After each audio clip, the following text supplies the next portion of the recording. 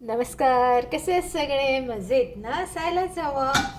तर चला आज दाखवते कोबीची भाजी झटपट होणारी. हे बघा, गॅस ऑन केला आणि आता ह्याच्यामध्ये तेल घालूया.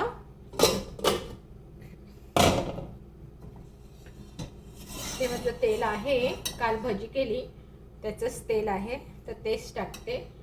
जास्त नाही घालायचं, कोबीची भाजी कोबीच्या प्रमाणात बघून मग घालायचं.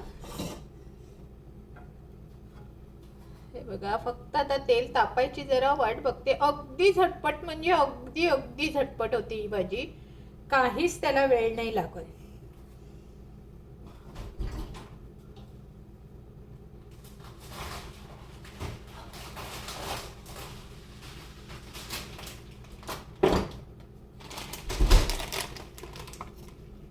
फक्त तेल तापायची जरा वाट बघते.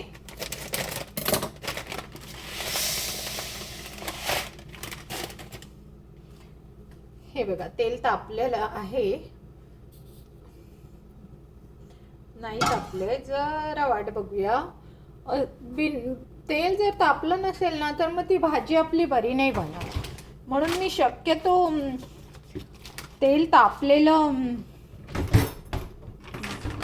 असेल तरच भाजी फोडणी टाकते, नाहीतर मग ती भाजी बरी नाही बनत. हे बघा, आता तेल बऱ्यापैकी तापले. मी जिरं टाकून बघते. हे बघा, जिरं कसं मस्त फुलते, दिसत असेल तुम्हाला. जिरं मस्त फुललेलं आहे, त्यामुळे आपली मोहरी पण मस्त तडतडणार आहे. ही घ्या, आता मी मोहरी टाकते. ही बघा, मस्त तडतडत आहे मोहरी, एकदम आवाज येत असेल तुम्हाला. त्यानंतर काय करायचं, हिंग टाकायचा. आणि हिंग टाकल्या लगेचच आपण कोबी टाकायचा.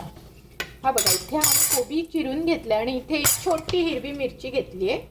ही बघा, ते ही आधी टाकते आणि मग हा अख्खा कोबी याच्यात टाकायचा.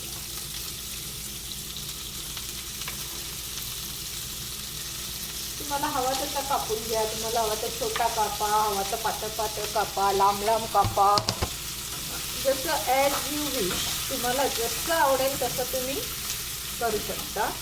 आणि आता मात्र ही आपली अख्खी फोडणी या कोबीमध्ये मिक्स झाली पाहिजे, एवढं मात्र तुम्हाला करावं लागेल. त्यासाठी हवं तर गॅस बारीक ठेवा, म्हणजे तुमच्या अंगावर काही उडणार नाही. आणि आता आपल्याला दोनच वस्तू ह्याच्यामध्ये टाकायचे आहे, म्हणजे आपली हळद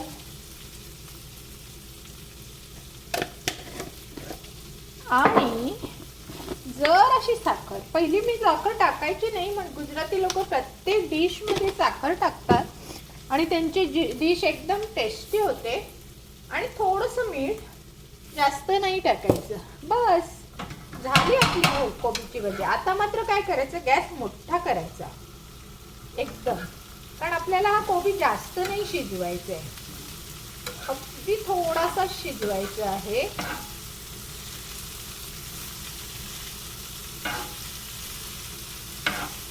सगळं मीठ, मिरची, मोहरी सगळीकडे लागेपर्यंत तो शिजवायचा आहे. हा बघा, हा काय होतं, जसा जसा तुम्ही शिजवाल की नाही तसा तसा तो कमी होत जातो. हे बघा,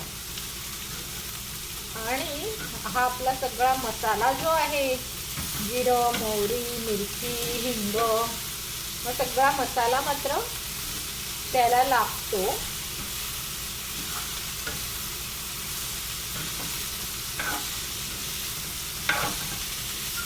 आता मगाशी टाकताना तुम्ही बघितलात ना किती होतात तो. आता मी फक्त ह्याला 1 मिनिट वाफेवर ठेवते. आणि तुम्हाला माझ्या चॅनेलबद्दल सांगते. माझं चॅनल हे फक्त कुकिंगचं नाही आहे, तर blogging, dancing, singing, embroidery, crochet, everything in one असं हे चॅनल आहे. जर तुम्हाला माझ्या चॅनलवर नवीन असाल तर मला लाईक, शेअर, सबस्क्राईब केल्याशिवाय पुढे जायचं नाही. आणि हो, तुम्ही कुठच्या देशातून मला पाहत आहात ते मात्र जरूर जरूर कळवा. आणि माझ्या चॅनलवर नवीन असाल तर लाईक शेअर सबस्क्राईब करा आणि कुठच्या देशातून पाहतात ते मला कळवा, म्हणजे मला तुम्हाला थँक्स म्हणता येईल. बघा आता मी 2 सेकंदात माझी माहिती सांगितली आणि हा गॅस बंद करत आहे. आता बंद केल्यावर काय करायचं, ह्या जो वाफ आलेली दिसत आहे तुम्हाला या झाकणावर, ह्याच्या वाफेवरच तो कोबी शिजलेला आहे. हा बघा, हा संपूर्ण कोबी आता आपला शिजून रेडी झालेला आहे. फक्त तुम्हाला असा हा ढवळायचा आहे. बघा तुम्हाला गॅस मी काढलाय तरी पण आवाज छान येतोय की नाही. ते ही ट्रिक आहे, ही चायनीज लोक ही ट्रिक बऱ्याच वेळास वापरतात आणि कोबीची भाजी त्यांची खूप छान होते. मी एका चायनीज दुकानात कोबीची भेळ खाल्लेली आणि ती मला आवडली, म्हणून मी ही ट्रिक शिकून घेतली. ही बघा आता इतकी मस्त ही शिजलेली आहे, एकदम चायनीज सारखी झालेली आहे. तर अशा प्रकारे तुम्ही सुद्धा कोबीची भाजी बनवायची आणि बाय.